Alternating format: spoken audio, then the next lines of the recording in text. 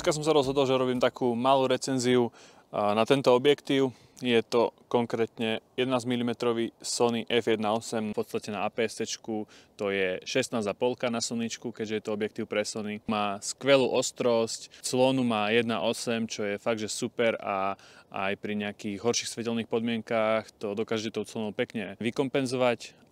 Mohol by som prepnúť na ten objektív, nech to rovno vidíte, že ako to vyzerá. Takže toto je momentálne záber z 18 mm objektívu a teraz prepneme na 11 mm.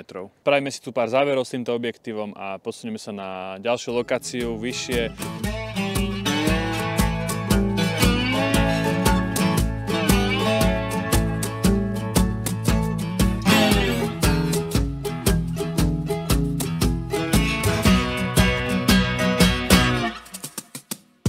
Výhodou tohto objektívu je najmä to, že je dosť ľahký. Je síce celý vyrobený z plastu, ale nemám zase pocit, že by to bol nejaký nekvalitný plast. Je to fakt kvalitne spracované.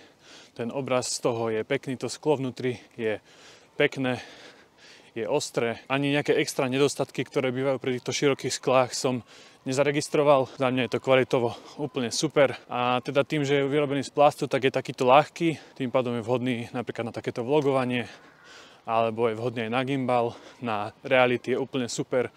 Je to široké, je to všetko, čo potrebujete.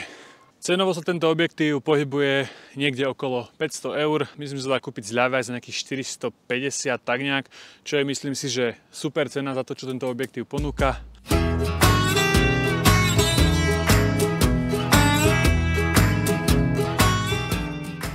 Tento objektív je teda určený na APS-C senzory, čiže ak máte napríklad A7S3 alebo FX3, tak tam budete mať vinetáciu, ale myslím, že pri A7S4 ho niektorí ľudia používajú s tým, že pri A7S4 je pri 50 frameoch za sekundu crop, čiže to máte ako keby APS-C senzor. Myslím, že tam ho využívajú aj na reality a podobne. Disponuje clonou f1.8 a to znamená, že aj pri takomto širokom objektíve dokážete mať rozmazané pozadie niekde ako ja tu na teraz, alebo aj na rôznych záberoch, keď sa priblížite fakt, že blízko. A dokonca dokážete spraviť aj zábery z úplnej blízkosti. A dokonca dokážete si urobiť aj takéto úplne close-upy.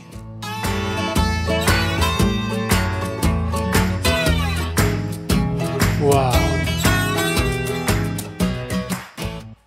A musím povedať, tieto široké zábery vždycky stoja za to. A ďalšou vecou, prečo som si tento objektív obľúbil, je autofokus, ktorý je fakt, že mega rýchly. Telefón, ja. Telefón, ja. Telefón, ja. Telefón, ja. A napríklad aj výhoda takéhoto širokého ohniska, ale to je vo všeobecnosti pri všetkých širokých objektívoch, je to, že tie zábery sú jednoducho viac stabilizované, nepotrebujete napríklad možno aj pri niektorých záberoch gimbal. A napríklad aj tento záber som natočil čisto z ruky, bez gimbalu. To by bolo na toto videjko asi všetko. Ja vám ďakujem, že ste to dokúkali až sem a verím, že sa vám táto rýchla recenzia páčila. Nechcel som ísť do nejakých extra detailov, to si viete vygoogliť. Chcel som povedať skôr také veci, čo sa mi na tom objektíve páčia a prečo som si ho kúpil. Takže ak nechceš, aby ti ďalšie videjka aj takéhoto charakteru odo mňa ušli, určite tam hoď odber a teda vidíme sa pri nich, takže čaute.